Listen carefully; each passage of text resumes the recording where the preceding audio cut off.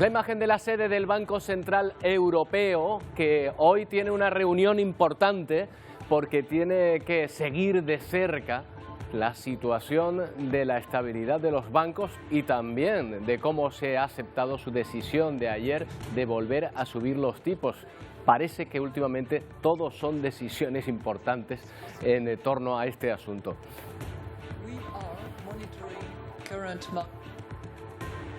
¿Qué tal? Buenos días y las que nos esperan. El Banco Central Europeo se hallaba ayer en una encrucijada en la que tenía que elegir dos caminos y ninguno de ellos era bueno. Entre la lucha contra la inflación o la lucha contra la inestabilidad financiera se eligió lo primero. Europa considera más temible el fantasma de la inflación que el posible rescate bancario, aunque ninguno de ellos es deseable. Un juego de susto o muerte en que la elección es que probablemente suban los precios de la hipoteca. Los ciudadanos tendremos que volver a palparnos la cartera porque la decisión tiene toda la pinta de hacer subir el Euribor y consecuentemente los préstamos e hipotecas.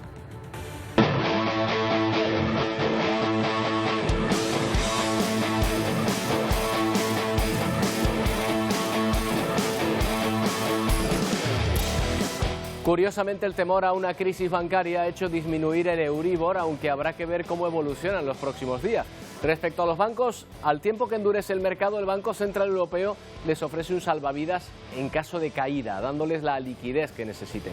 Por el momento parece que les ha servido. La bolsa reaccionó con subidas al anuncio del Banco Central Europeo.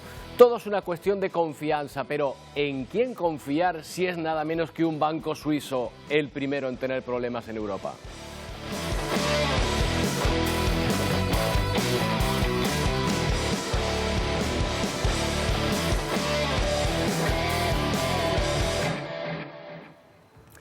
La deriva dictatorial en la que lleva sumida Nicaragua, desde la llegada al poder del presidente Daniel Ortega, ha vivido un nuevo capítulo con la expulsión del país de ciudadanos a los que Ortega considera opositores. No solo eso, a muchos les ha quitado incluso la nacionalidad y sus derechos políticos.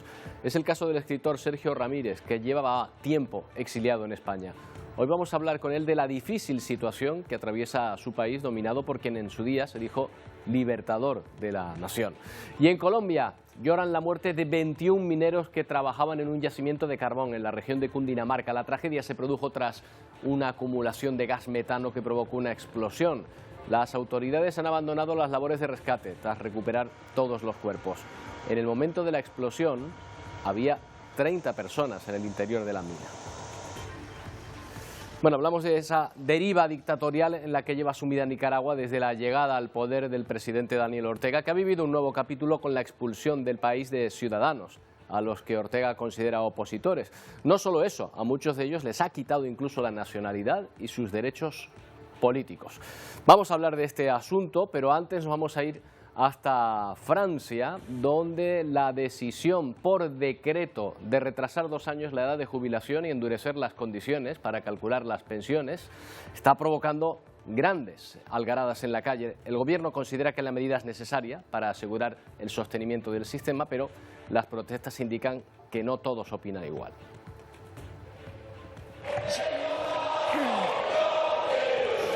Cantando el himno nacional y con pancartas, los parlamentarios de izquierdas protestan contra la reforma del sistema de pensiones que presentaba la ministra, un texto que ha aprobado el gobierno sin necesidad de votación. De la Sécurité Sociale pour 2023. En la calle, más de 2.000 franceses se manifestaban contra esta reforma que retrasa 2 años la edad de jubilación. Es una pena, una mala noticia para la socialdemocracia, lamenta este profesor. Me avergüenzo del gobierno que no escucha al pueblo, denuncia esta investigadora que participó en la manifestación en la Plaza de la Concordia, protestas que se volvieron más violentas durante la noche. Con gases lacrimógenos, la policía intentó dispersar a los manifestantes que arrojaban adoquines contra los agentes. Al menos un coche y varios contenedores ardieron en las calles de París. Según las autoridades, 217 personas fueron detenidas. Protestas que se repitieron en diferentes ciudades del país. Por ejemplo, en Nantes, la policía tuvo que actuar ante los actos vandálicos de algunos manifestantes. El presidente chino Xi Jinping va a visitar finalmente Rusia la semana que viene en una aparente muestra de apoyo a Putin, una visita que llega en un momento de máxima tensión entre Moscú y Washington tras el incidente del derribo de un dron norteamericano. Mientras, Polonia adelanta nuevamente al resto de aliados y anuncia que enviará a Ucrania 4 de sus cazas, unos aviones de combate que van a dar a Rusia de su propia medicina en el cielo, según Ucrania. Son las imágenes que desmontan la versión de Moscú. Fueron los cazas rusos y no el dron estadounidense quienes maniobraron de forma temeraria. En el vídeo desclasificado por Washington se ve cómo las aeronaves se acercan por detrás del dron rociándolo de combustible. En una de esas bruscas maniobras terminan colisionando. La imagen se pixela. Barcos rusos han sido localizados intentando rescatar los restos del dron. Russia is likely making an effort to try to recover MQ-9. Pero el Pentágono resta importancia. Su portavoz asegura que se borró la información a bordo del aparato y que este se estrelló en aguas extremadamente profundas, lo que hace casi imposible recuperarlo. Un incidente que erosiona más aún las relaciones entre Rusia y Estados Unidos. Quienes también van a sufrir un nuevo encontronazo son el gobierno polaco y el Kremlin. El presidente Andrzej Duda sorprendía este jueves anunciando el envío a Ucrania de 4 MiG-29 soviéticos en los próximos días. Polonia, al igual que ocurrió con los carros de combate, vuelve a llevar la batuta internacional en el suministro de armamento pesado y pone al resto de aliados en la tesitura de tener que pronunciarse sobre si enviarán o no cazas a Ucrania. Aeronaves que Kiev espera con ansia en el frente. Los ejércitos ucraniano y ruso siguen manteniendo fuertes combates calle a calle en la estratégica ciudad de Bakhmut. Las tropas de Zelensky anuncian que han logrado alguna pequeña victoria en las últimas horas. Unas últimas horas marcadas también por la prórroga del acuerdo de exportación de granos desde el Mar Negro. A un día de que expire el plazo, sigue sin haber consenso. Naciones Unidas, Ucrania y Turquía coinciden en que se debe renovar 120 días más, pero Rusia solo accede a prorrogarlo durante los próximos 60 días. Bueno, y aquí están viendo un hospital a pleno rendimiento y en Ucrania, pero no es un hospital cualquiera, porque van a ver enseguida que está instalado en el interior de una guagua. Es una de las ocurrencias, de los ingenios que ha tenido que poner en marcha Ucrania para poder atender con rapidez y los medios necesarios a sus soldados heridos en el frente. Lleva 1 mes y medio prestando servicio. Después de una habilitación de 6 meses, tiene una capacidad para 6 camas, 6 sanitarios. Trabajan aquí a tiempo completo.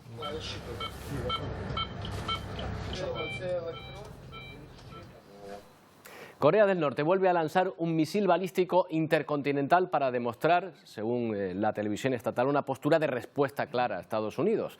Este misil es el más grande hasta el momento disparado por el país, un simulacro en el que ha participado Kim Jong-un junto a su hija. Es el tercer lanzamiento esta semana, coincidiendo con la cumbre entre Corea del Sur y Japón en Tokio para fortalecer los vínculos de ambos países.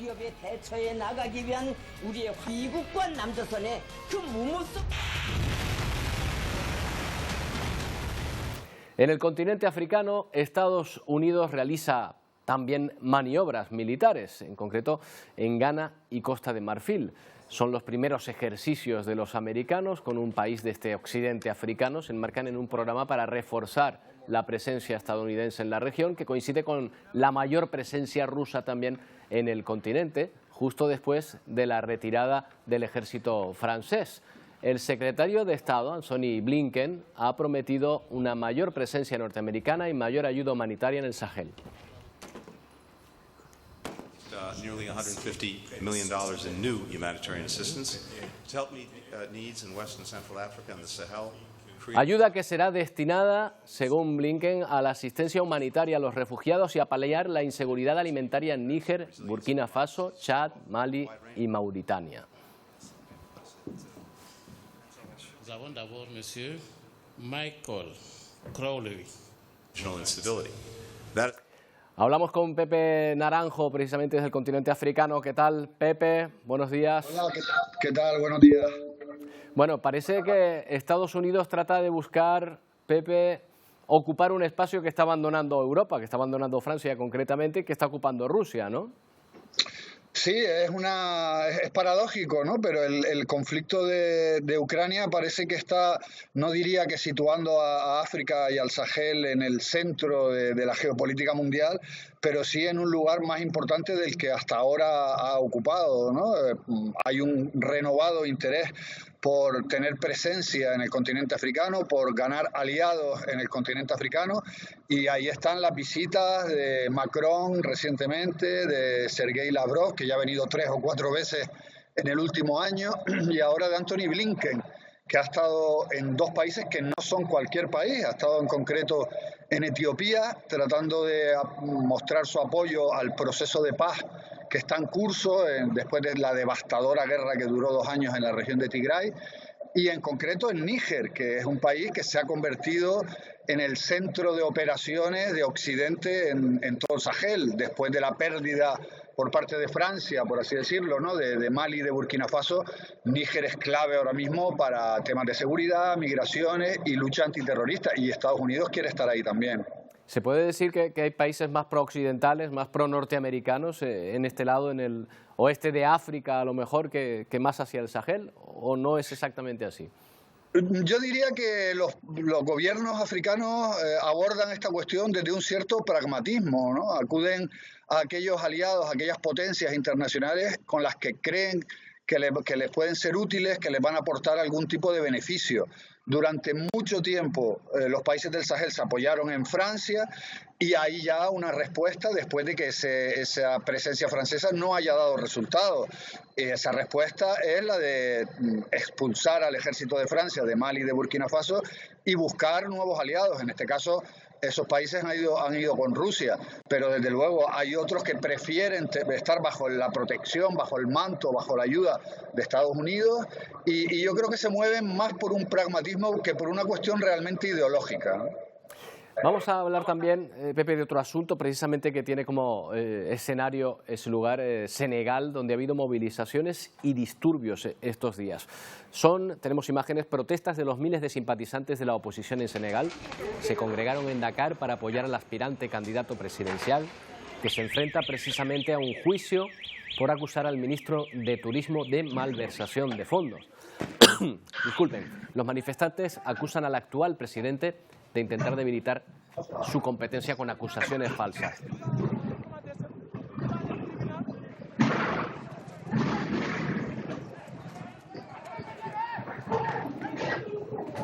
Pepe, ¿hasta qué punto desestabiliza esto la situación en el país? ¿Son unas protestas, digamos, puntuales, o crees que hay algo más de fondo? No, hay mucho de fondo. Estamos a 11 meses de las elecciones en Senegal, en un ambiente de creciente tensión y que probablemente vaya a ir a más en los próximos meses. Para que la gente lo entienda, tenemos un candidato de la oposición que se llama Ousmane Sonko, emergente, con cada vez más fuerza y cada vez más presencia y un enorme apoyo popular, sobre todo de los jóvenes, que está acusado en 2 procesos judiciales. Uno de ellos por el que tuvo que ir a declarar ayer, como decía, acusado de mentir, por acusar a su vez a un ministro de haber mal utilizado el dinero público, y cada vez que Sonko va a declarar ante el tribunal, miles de personas, miles de manifestantes, espoleados por él, ocupan las calles, barricadas. A mí me pilló además ayer en una de esas barricadas, ¿no? Ya decenas, cientos de ciudadanos de esta ciudad, ¿no? De Dakar. Y digamos que utiliza ese recurso de la calle para meter presión al gobierno. Desde la oposición se considera que el gobierno está utilizando la justicia políticamente para tratar de eliminarlo de la carrera presidencial, y desde el poder se dice que Sonko tiene que responder ante esta acusación judicial y que sea la justicia la que decida lo que ocurra. La tensión va a ir en aumento. No creo que Senegal llegue a desestabilizarse hasta el extremo de una guerra civil o de un golpe de Estado, como hay algunos que ya aseguran aquí, pero sí que va a haber muchos momentos de violencia y de tensión seguro, porque es algo que ya se está viendo venir. No, claro, y porque además está afectando la vida diaria de las personas, ¿no? La vida cotidiana. Si me dices que ya empieza a notarse ya que no pueden moverse de un sitio a otro, claro, estas cuestiones pueden tener después consecuencias mayores. Es verdad que ocurrió esto ayer y ahora la próxima convocatoria judicial es el 30 de marzo, pero estamos a 11 meses de las elecciones. En la medida en que las elecciones se aproximen, seguro que el ambiente se va a ir calentando, porque realmente son dos opciones antagónicas, ¿no? La que están en el poder y la de la oposición. No hay una continuidad. Desde la oposición se plantea una ruptura total con un discurso, por cierto, muy antifrancés, anticolonialista, panafricanista, etcétera, que ha despertado una enorme expectativa y una enorme ilusión en la gente joven, y por tanto ambos se resisten, ¿no? Porque el poder se resiste a salir y la oposición se resiste a que no le dejen participar en el juego, con lo cual va a haber mucha tensión. Claro, bueno, pues de aquí a 11 meses volveremos a hablar seguramente de lo que está ocurriendo ahí en Senegal.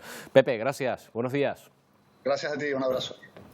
Bueno, no abandonamos el continente africano todavía. Hay un último apunte que nos llega desde Malawi, en la costa del Índico, donde se están recuperando del paso del ciclón Freddy, que ha causado estragos.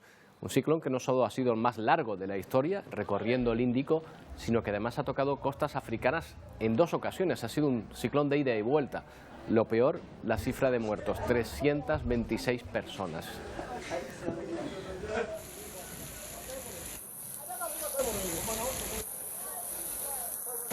Bueno, también en Perú las lluvias han provocado enormes destrozos y también se ha llevado por delante la vida de muchas personas, aunque quedan historias casi milagrosas, como esta. Un niñito, mira, que lo están salvando, mira. Mira, el niño lo están salvando, mira. Mira, los vecinos lo están salvando.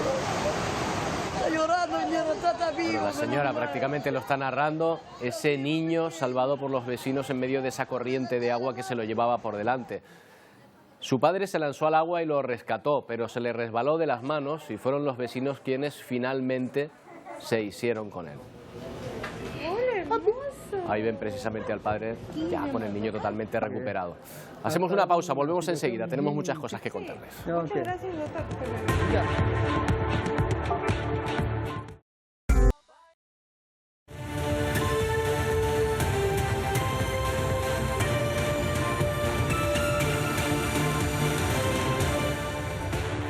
El gobierno de Nicaragua ha expulsado de su país y ha retirado la ciudadanía a más de 300 opositores políticos. Otra señal de que el presidente avanza en su deriva autoritaria en el país y que no tiene intención de relajar su control a pesar del acuerdo realizado en febrero por el que liberó a cientos de presos políticos y los envió a Estados Unidos.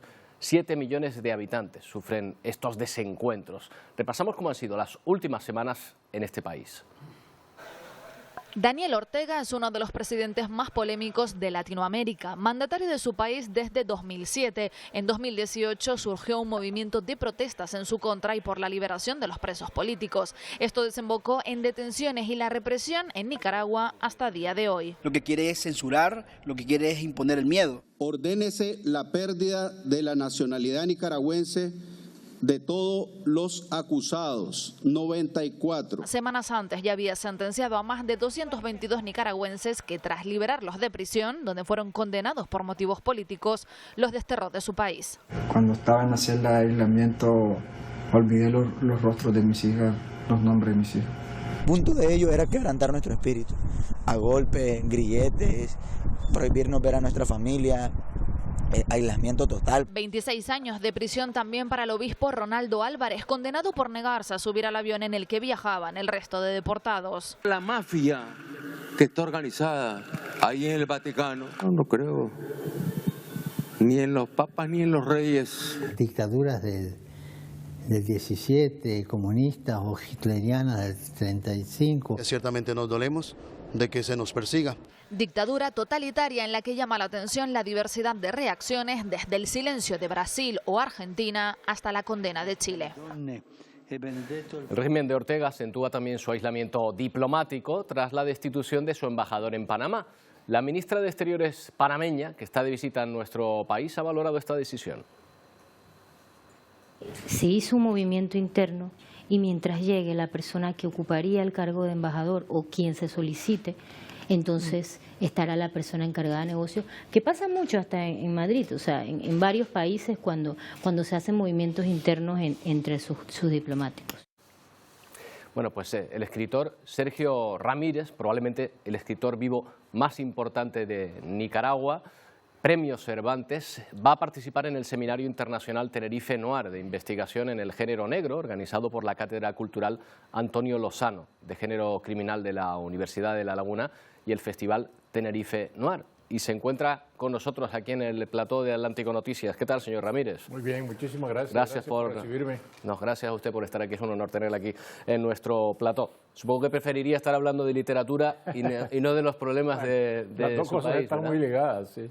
Bueno, el régimen de Daniel Ortega acaba de retirarle la nacionalidad, todos sus derechos políticos. ¿Cómo encaja alguien en esta situación? A mí y a 300 nicaragüenses más, es decir, intelectuales, escritores, artistas, defensores de derechos humanos, dirigentes políticos, académicos, ex rectores de universidades, embajadores, antiguos ministros, en fin, la parte que representa el pensamiento y la acción democrática en el país ha sido despojada de su nacionalidad, yo diría como una medida bastante desesperada de un régimen que no tiene más recursos que la violencia institucional. ¿Es para usted un síntoma de debilidad o de fortaleza? Sí, de debilidad, porque un régimen fuerte, por muy autoritario que sea, demuestra amplitud y condescendencia con sus débiles enemigos, ¿no? Aquí se trata de la debilidad del régimen que no tiene más recursos que la violencia y que la represión.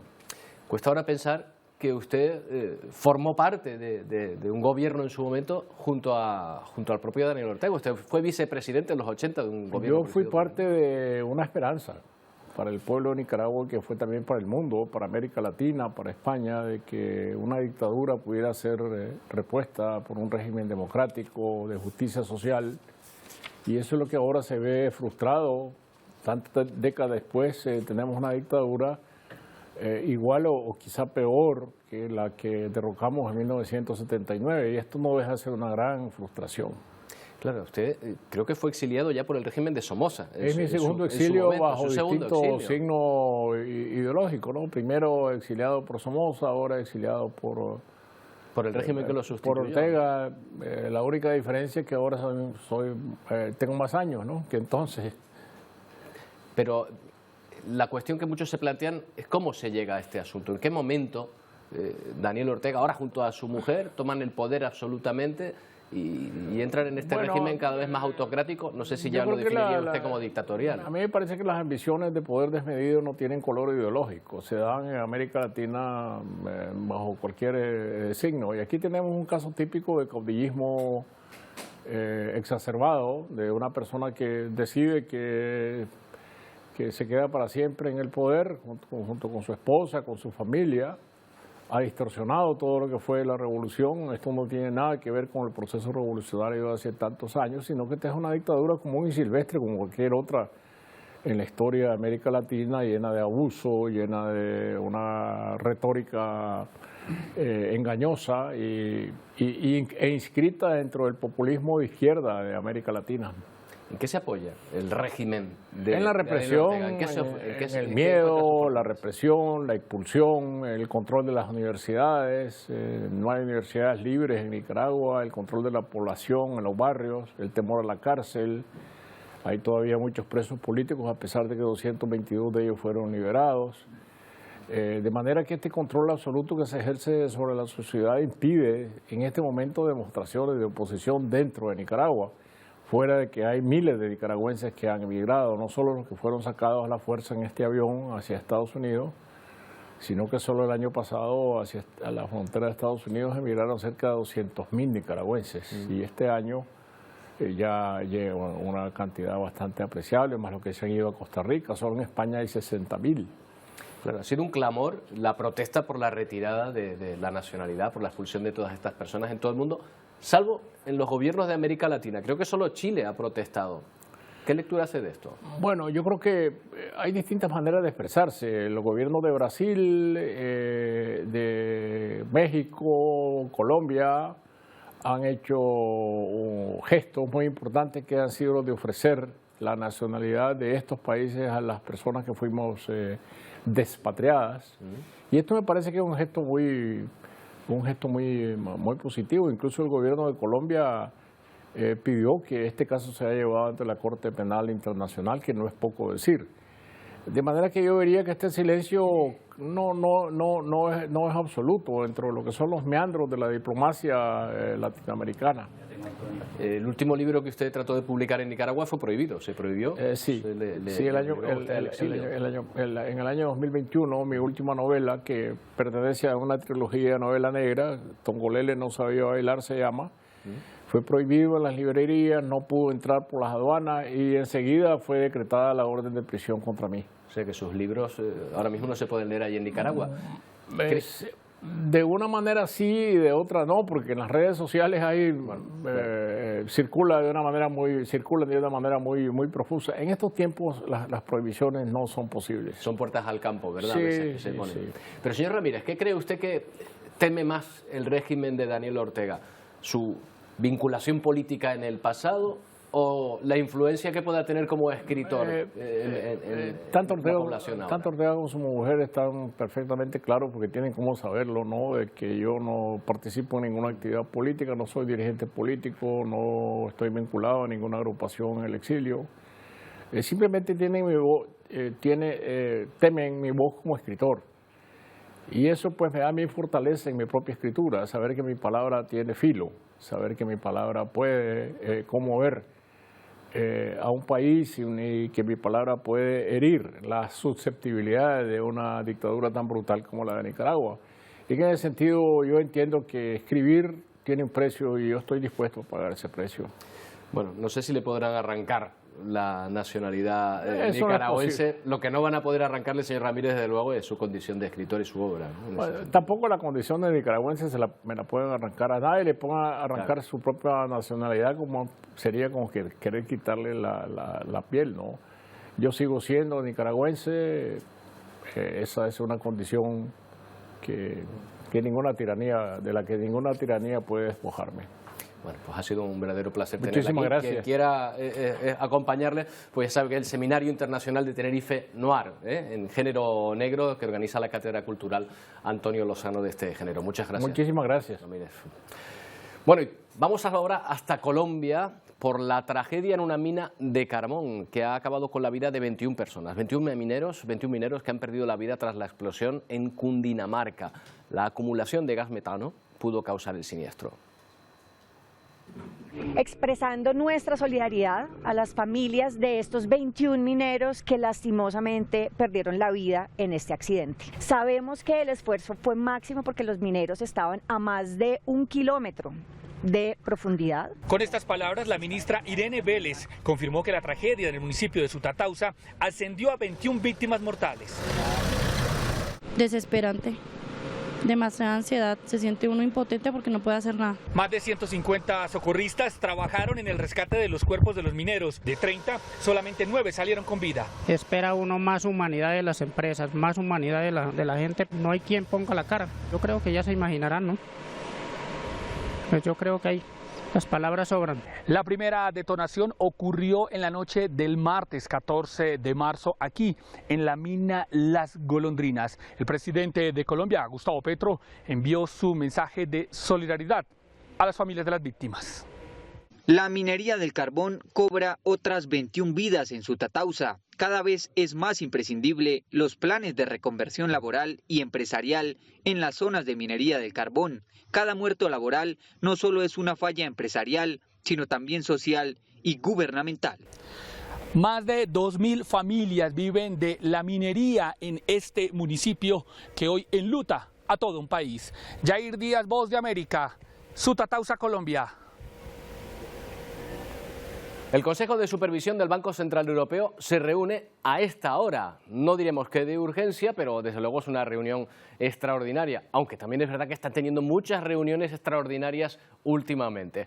En resumen, ahora lo que se van a definir son estos últimos días de desavenencias, de inestabilidad en el mercado financiero. Ojo que esta reunión es 24 horas después de que la presidenta del Banco Central Europeo anunciara una nueva subida en los tipos de interés. Antonio Cárdenas, esto tiene varias lecturas, algunas buenas y otras malas, ¿no? Sí, empezamos por las malas, que ya las sabemos porque hemos visto cómo ha ido subiendo ese tipo de interés. Ahora está en el 3,5% y esto quiere decir lo que decimos siempre, esas hipotecas variables que se estén negociando o renegociando ahora podrían seguir subiendo, aunque, buena noticia, un poco también extraña, el Euribor no está haciendo que ese 3,5 suba, sino últimamente está en ese arco, ¿no?, del 3,5%, así que las hipotecas tampoco deberían subir tanto a pesar de esta decisión. Pero también tenemos malas noticias, Roberto, que es con lo que, o sea, buenas noticias, pero he dicho que es con lo que vamos ahora, que es, bueno, venga, la positiva. Ese mensaje de tranquilidad de Christine Lagarde. Resulta que lo vamos a ver en el siguiente... bueno, vamos a escuchar la primera Christine Lagarde. Current market tensions closely and stand ready to respond as necessary. Bueno, dos mensajes. Uno es sube el 3,5%, lo previsto, mensaje de tranquilidad porque era lo previsto hacía semanas y Christine Lagarde lo ha confirmado. O sea que eso que ha pasado con Silicon Valley no hace que en Europa se cambie de hoja de ruta. Y el segundo mensaje que lo acabamos de escuchar, estabilidad. Y si hace falta liquidez para los bancos europeos, dice que no hace falta. Pero si hiciera falta, el Banco Central Europeo responderá. Vamos a ver cómo está esa situación. Como venimos diciendo, se había especulado con la posibilidad de que subiese un 0,25% o que no subiese nada. Nada, descartado. Subió 0,5%, llegamos al 3,5%. Y esta es la evolución de esos tipos de interés en Europa durante los últimos años. Pero fíjate en esa subida importante a partir de julio del año pasado del 0,25%. Después de venir de una década sin prácticamente movimiento, se ha llegado ahora al 3,5%. Y ojo, con esos tipos de interés que tenemos en Estados Unidos, 4,75% empezaron a subir antes y ya llegan a esa cifra en estos momentos. Precisamente esos tipos de interés en Estados Unidos son clave en la decisión del Banco Central Europeo, ¿verdad? Clave en la decisión del Banco Central Europeo porque ha ido con esos, los llamaban pies de plomo, bueno, un poco a rebufo, y también son clave, y lo vamos a ver enseguida, en eso que le ha ocurrido a Silicon Valley Bank. Vamos a irnos una semana atrás para analizar lo que ha ocurrido esa tormenta.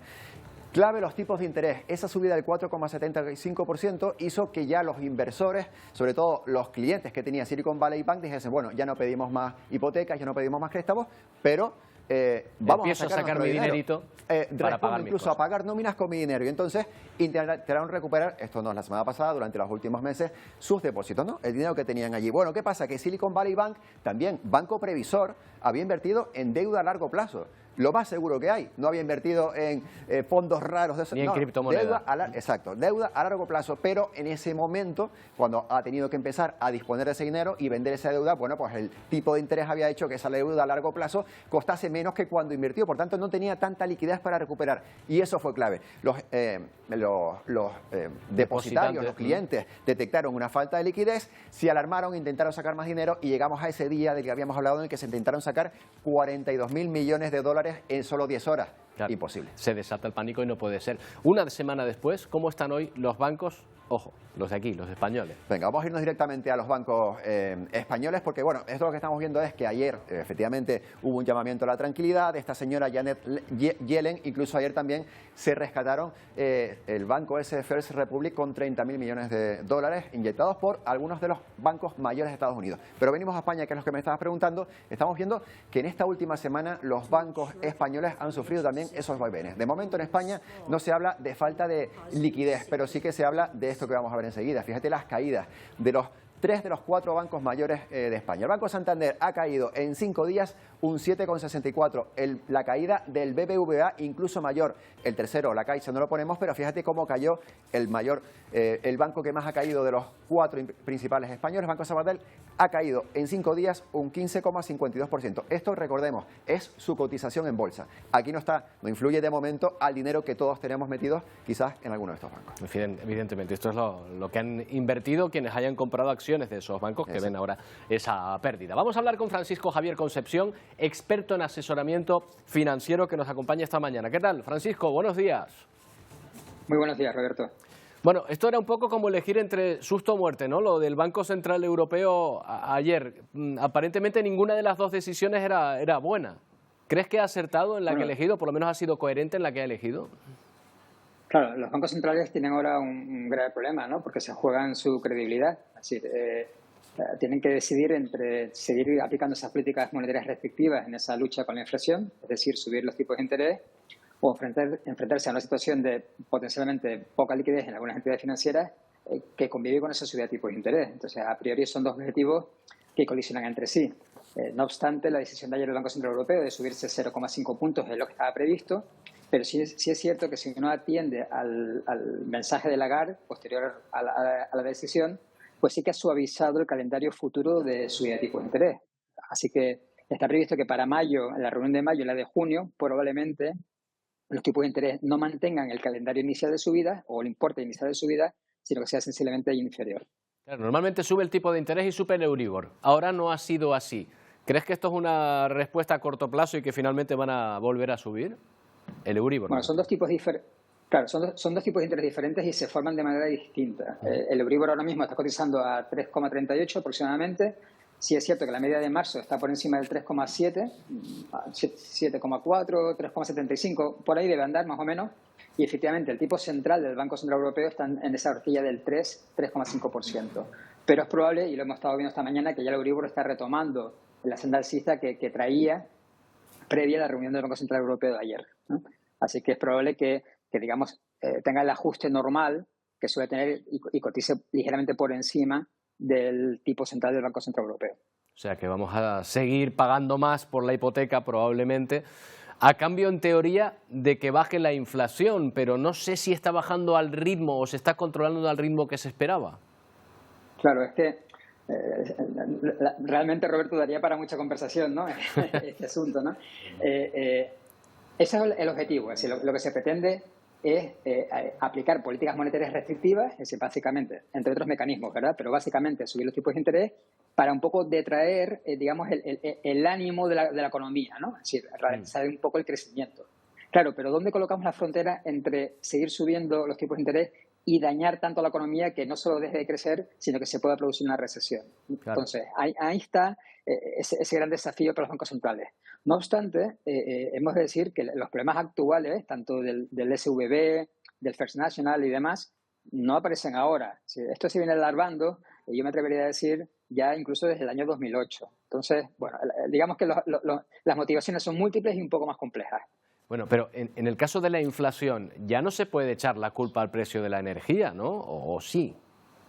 Claro, es que ahí de nuevo vamos a dividir entre lo que es el IPC, que todo el mundo conoce, y la inflación subyacente, ¿no? Y la diferencia entre ambas, ¿no? La realidad es que la inflación tiene un componente monetario que no se suele mencionar, una cuestión un poco técnica, pero yo, desde mi punto de vista como economista y financiero, pues creo que es el gran motor, ¿no? de esta inflación. Más allá de factores exógenos y que nadie descontaba, como por ejemplo un conflicto bélico. Pero la realidad es que la inflación, que algunos vaticinaban como temporal, está siendo mucho más persistente y está siendo mucho más elevada, digamos, en los umbrales de estabilidad. Es decir, recordemos, Roberto, que el Banco Central Europeo tiene un objetivo de rentabilidad en torno al 2,5%. Yo creo que eso ya ha quedado verdaderamente desfasado y deberíamos colocar objetivos de rentabilidad en torno al 3,5%. Así que hasta eso debemos darle una vuelta. Claro. ¿A qué debemos temer más? Y claro, esta pregunta es difícil, pero porque el Banco Central Europeo es lo que se planteaba ayer, pero te lo planteo. ¿A qué debemos temer más? ¿A la inflación o a la inestabilidad bancaria como ciudadanos de a pie? Bueno, la inflación es el gran impuesto y el gran impuesto injusto, porque va horadando el valor de nuestro patrimonio sin nosotros darnos cuenta, ¿no? No es un impuesto que paguemos, pero la realidad es que nuestro euro en el banco cada vez va valiendo menos. Luego, la inflación siempre, a tasas tan elevadas como las actuales, es negativa. Sobre el usuario bancario, vamos a ver, el problema del SV Bank fue lo que nosotros en el sector denominamos una corrida bancaria, es decir, que todos los clientes o un gran número de clientes de forma simultánea fueron a retirar sus depósitos. Bien, eso es imposible de atender en cualquier entidad financiera. Claro. Pero debemos distinguir lo que puede ser un problema de liquidez de un problema de solvencia. En el año 2008, por ejemplo, estableciendo una comparación entre la última crisis financiera o la penúltima, ya veremos, se debía a un problema de solvencia. Es decir, los activos de los bancos no valían nada. Simplificando mucho, ¿verdad? Si me permites, ¿no? En esta ocasión no es así. En esta ocasión se debió a que efectivamente muchos clientes corrieron a retirar simultáneamente sus depósitos y por definición, por el descalce de plazos que tiene una entidad financiera respecto a su activo y su pasivo, no puede atender esos retirados de efectivos, ¿no? Esa es la razón, por ejemplo, en el caso del First Republic, como otras entidades financieras americanas, lo que le han dicho es, oye, sé que no tienes un problema de solvencia, pero te vamos a ayudar con la liquidez para que no tengas que desmontar todo tu balance para atender esas retiradas. Entonces, a los usuarios de banco, yo les diría, primero, esta, digamos, matización un poco técnica, pero bueno, que mantengan la tranquilidad, que en el caso de los bancos europeos y españoles, no les quepa duda que tienen situaciones de solvencia y situaciones de liquidez de sobra. No es un problema de crisis sistémica, es un problema que naturalmente ha de prestar mucha atención, es un problema delicado, no cabe duda, pero no es una crisis como el año 2008. Bueno, yo estoy tranquilo, Francisco, porque si tengo que ir al banco a retirar, como le debo yo a ellos, ¿sabes? Pues la cosa no va tan difícil, ¿no? Bueno, lo malo será el que tenga mucho. La mala noticia, Roberto, ya te adelanto, es que tus deudas no van a desaparecer. No, ya. Sea como sea, las tendrá otro, pero ya lo daba por hecho. Así que... Ya lo daba por hecho. Francisco, muchas gracias por atendernos. Buenos días. Un placer, buenos días. Bueno, vamos a saludar a nuestros compañeros de Ponte al Día. Wendy, Pedro, ¿qué tal? ¿Cómo están?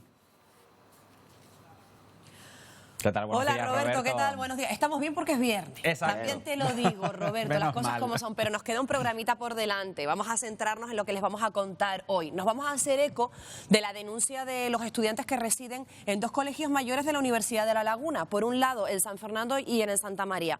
Desde el Colegio Mayor San Fernando, pues denuncian que solo tienen 2 lavadoras a compartir entre 150 estudiantes, porque el resto pues están estropeadas, están mal. Y por otro lado, en el Santa María, pues denuncian las obras que se están llevando a cabo en el edificio. Vamos a estar con esos estudiantes y también vamos a conocer pues la versión de la Universidad de La Laguna. Eso por un lado, y por otro pues más asuntos, Pedro. Sí, más asuntos, porque no nos podemos olvidar que ya queda muy poquito para ese derbi canario, ese encuentro entre el Club Deportivo Tenerife y la Unión Deportiva Las Palmas. Además, esta Casa Televisión Canaria prepara mañana una programación especial desde las 5 de la tarde.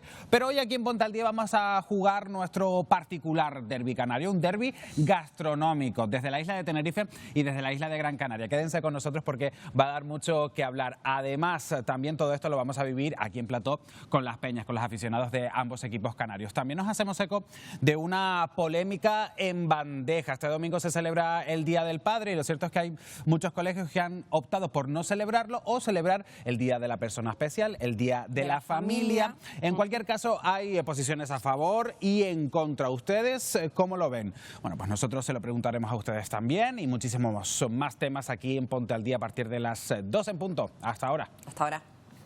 Bueno, yo por mi parte estoy esperando mi regalito del Día del Padre este año.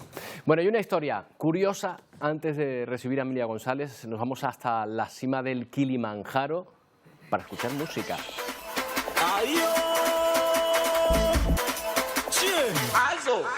Por primera vez, un DJ ha subido hasta esa altura, 5.895 metros, para dar una sesión de 16 minutos dentro de una campaña turística de Tanzania.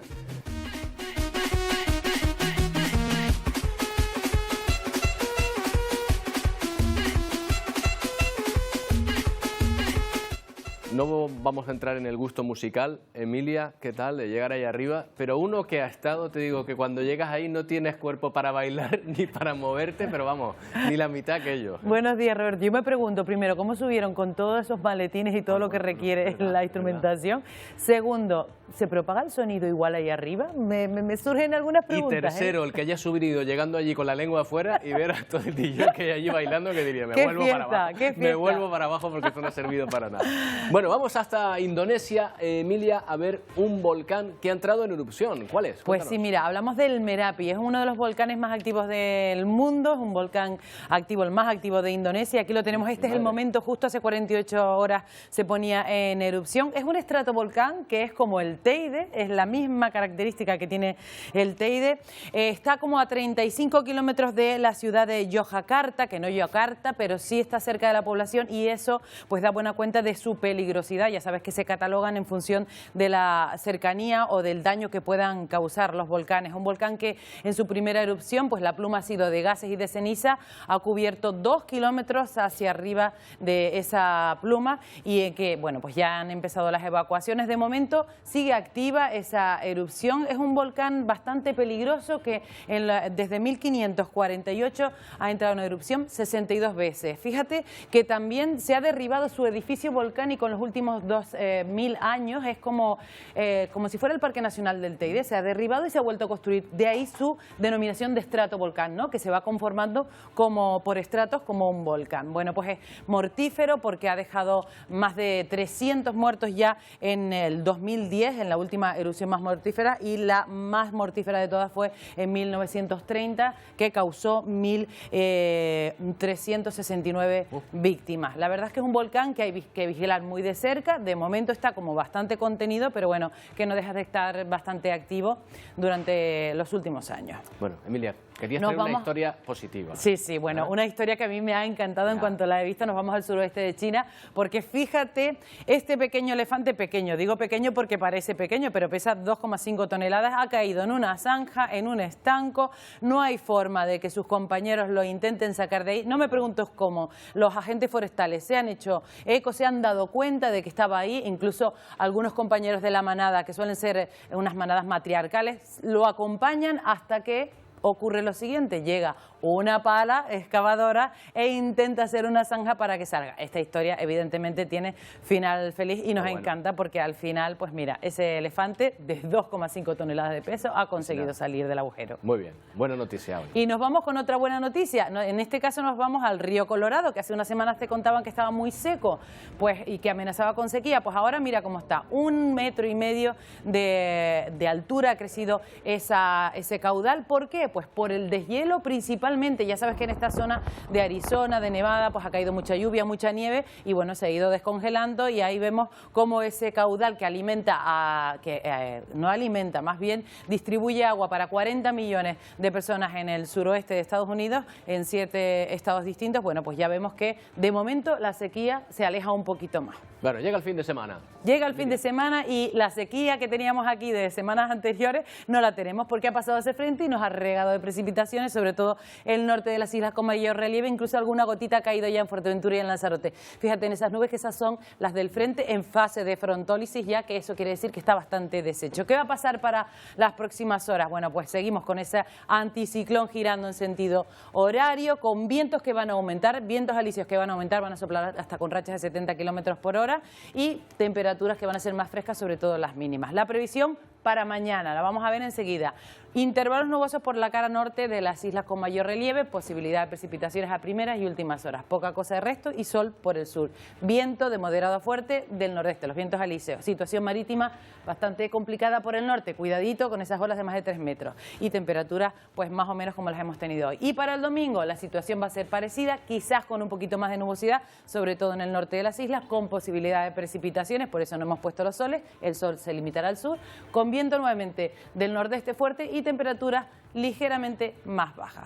Va a ser un fin de semana, el último fin de semana del invierno, primaveral, podríamos decir. Bueno, sí, con la inestabilidad propia de la primavera, que no sabes si hace bueno, si hace malo, depende del rato, ¿no? Depende de dónde estemos, ¿eh? Bueno, Emilia, gracias, buen fin de semana. Buen fin de semana. Y nos vamos a ir con una obra de arte, con un mensaje a favor de un futuro más sostenible. En medio del vasto y desolado desierto de Omán se encontró esa pintura gigante de un niño pequeño encendiendo una bombilla junto a una planta de energía solar, una obra de 100 metros del artista suizo-francés Saïd, que es conocido por crear frescos gigantes en todo el mundo. Ya ven, este así parece más pequeño, pero si lo ponen en comparación con quien lo estaba haciendo, la verdad es que da cuenta de la magnitud, de lo grande que es. Bueno, pues con esa imagen les dejamos, deseándoles un feliz fin de semana y emplazándoles a vernos de nuevo el próximo lunes a las 11 de la mañana, aquí en Atlántico Noticias. Adiós.